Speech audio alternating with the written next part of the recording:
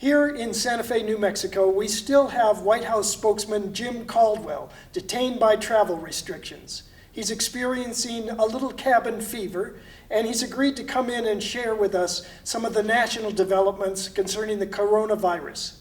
Jim Caldwell.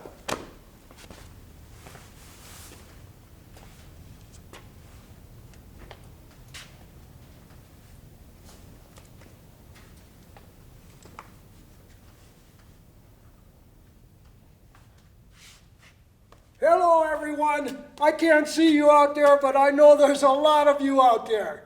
So let's get right to it. Now, I know you're wondering how this whole pandemic thing is going to pan out. You're worried about your health and your families. Well, I had breakfast this morning with the White House staff and some of the most important people in America. Virtual breakfast. We had pancakes with syrup, made in America, and they all assure me that the best and brightest people in the world are working on this, and we have nothing to worry about. It's just going to be a little matter of time. Now, let's talk about the materials. The gloves and the masks and the ventilators, all this stuff.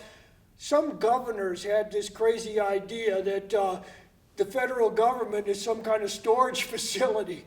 Now, it doesn't work that way, okay? Now, they all get their money and they've got to go out and get the materials that they need.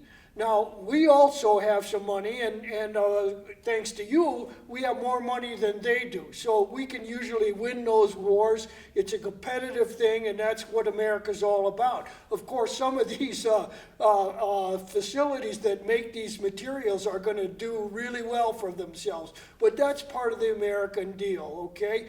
Now, when we outbid the states, then we get to decide who deserves those materials, and we can parse ours out as we see fit. Okay, now, you probably share the White House's concern about some of these states who have just shown a big spike in the materials they need. The president is maybe guessing there's a little profiteering going on, and he's going to make sure that that is not happening. So we're going to get the FBI on that right away.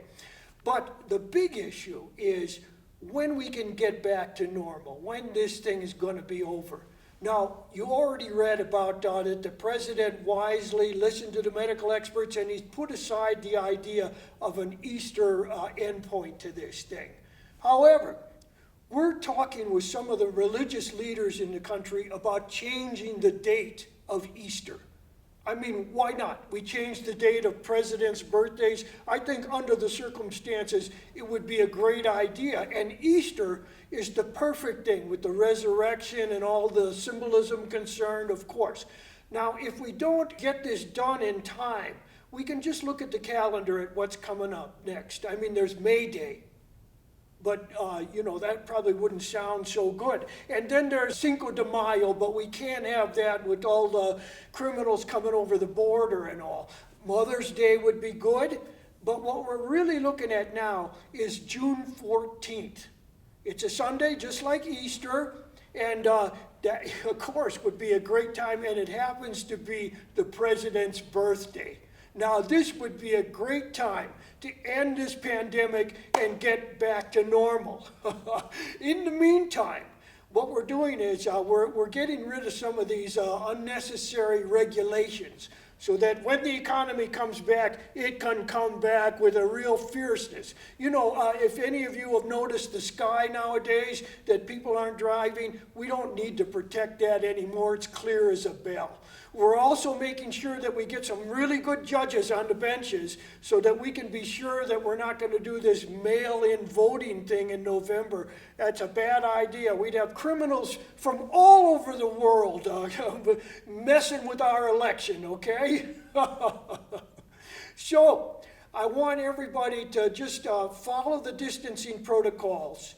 Go ahead and stockpile the toilet paper and the ammunition. You never know when we're going to need all that. And thanks for looking in.